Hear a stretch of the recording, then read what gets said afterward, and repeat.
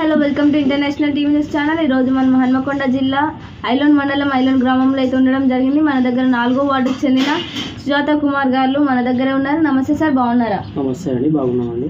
Sir, గత 5 సంవత్సరాలు మీ వార్డుకి ఎలాంటి అభివృద్ధి కార్యక్రమాలు చేపట్టారు? మా వార్డుకి వచ్చేసి సీసీ రోడ్లు, ఒక 2 సీసీ రోడ్లు వేసినాం, మరో రోడ్డు ఇచ్చినాం, చిన్న చిన్న నల్ల collections, water collections, water tank repair చేయడం, మైనర్ రోడ్లు కంప్లీట్ అయ్యాయండి. ఒకసారి మీ వార్డులో ఎలాంటి సమస్యలు ఉన్నాయి? ఇక ఊరన్నాకి ఎప్పటికో సమస్య ఉంటూనే ఉంటుంది. ప్రస్తుతానికి డ్రైనేజ్ సమస్య ఉన్నది, కొంచెం వాటర్ సమస్య ఉన్నది. ఒక ట్యాంక్ ఉంది, ఆ ట్యాంకు పాత ట్యాంకే కానీ దాన్ని నిర్మాణం చేయాల్సి ఉండే. ఇప్పుడు గ్రామ పంచాయతీ ఉండేది కాబట్టి కార్యదర్శి అంత మాత్రం దానికి బోర్ కలెక్షన్ ఇప్పించి పోయిస్తే ఈ ఏరియా మొత్తం వాటర్ ఫుల్గా ఉంటుందండి. ఒకసారి మీకు ఓటు వేసి గెలిపించిన ప్రజలకు మీరు ఏం చెప్పాలనుకుంటున్నారు?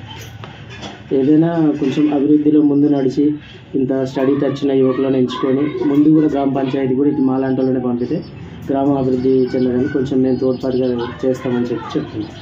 ఒకసారి మళ్ళీ నామినేషన్స్ రాబోతున్నాయి, ఎలక్షన్స్లో నిల్చోవాలని మీరు అనుకుంటున్నారా? అవునండి, నిల్చోవాలని అనుకుంటున్నారు. 100% నిల్చోండి. ఒకసారి మా ఛానల్ ద్వారా ఇంకెవరికి ఏమైనా చెప్పాలనుకుంటున్నారా?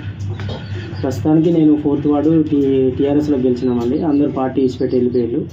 నేను ఒక్కటి మాత్రం అట్లే ఉన్నా. 13 మంది వార్డు మెంబర్లు వేళ్ళు 14 వార్డులకి మేము ఒక్కరు ఉన్నాం. ప్రస్తుతానికి నేను టీఆర్ఎస్ గ్రామ పార్టీ అధ్యక్షుడిని. ఒక ఎస్సీ రిజర్వేషన్ అయితే సర్పంచ్ కేటగిరీలో నెంబర్ 1 ప్లేస్ మాకు ఉంటుంది.